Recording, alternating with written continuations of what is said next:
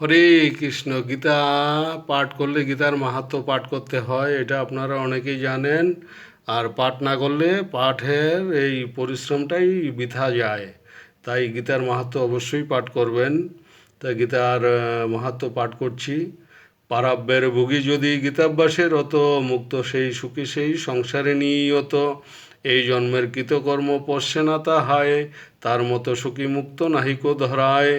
এক মনে যদি কেহ গীতার ধ্যান করে, অতি পাপ মহাপাপ পশ্যে না তাহারে।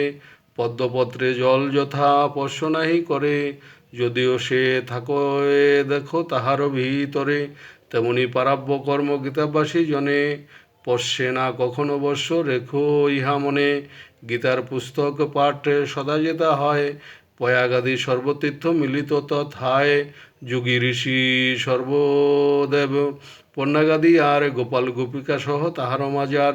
উদ্ধব পার্শ্বদ সহ নারদাদিগণ গীতা পাঠ ক্ষেত্রে এসে উপস্থিত হন। গীতার পঠন আর গীতার বিচার, গীতার পঠন কিংবা শ্রবণ তাহার।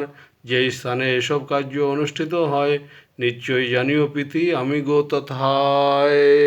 হরে কৃষ্ণ, রাধে রাধে।